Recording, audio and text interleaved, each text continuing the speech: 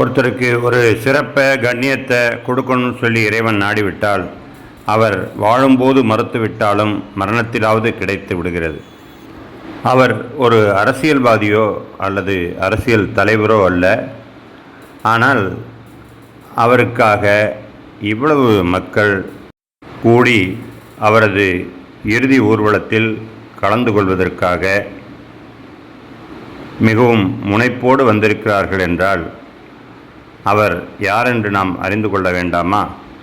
இந்த காணொளியில் நீங்கள் ஆரம்பத்தில் பார்த்த அந்த சைரன் வைத்த கார் கொடுக்கப்பட்ட போது அதை வேண்டாம் என்று தவிர்த்துவிட்ட ஒரு எளிமையின் சிகரமாக, எளிமையின் உதாரணமாக வாழ்ந்த தலைமை காஜி அவர்கள் வஃபாத்தாகிவிட்டார்கள்.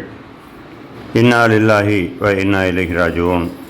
நாம் இறைவனிடமிருந்தே வந்தோம், மீண்டும் அவனிடமே திரும்பிச் செல்ல வேண்டியவர்களாய் இருக்கின்றோம்.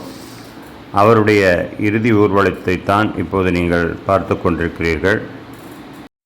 அரசு வழங்கிய சிவப்பு லைட் பொருத்தப்பட்ட சைரன் கார், அரசாங்கம் ஒதுக்கிய இல்லம், அரசு ஊதியம், அரசு வழங்கிய தலைமை அலுவலகம், இவை அனைத்துமே வேண்டாம் என்று மறுத்து எளிமையான வாழ்க்கையை வாழ்ந்தவர் முனைவர் காஜி சலாஹுதீன் அய்யூபி அவர்கள்.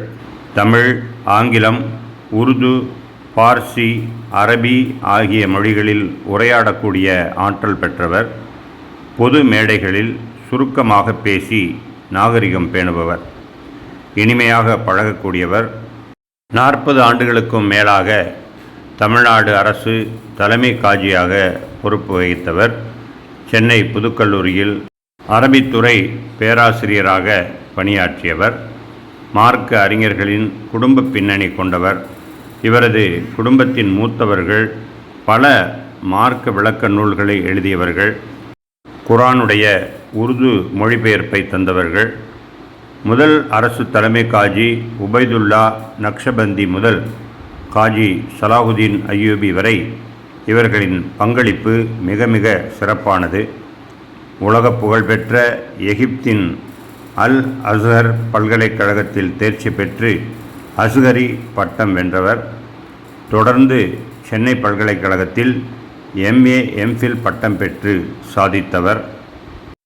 அவரது நல்லறங்களை ஏற்றுக்கொண்டு பிழைகளை பொறுத்து உயர்ந்த சொர்க்கத்தை இறைவன் வழங்குவானாக என்று நாம் அனைவரும் பிரார்த்திப்போம்.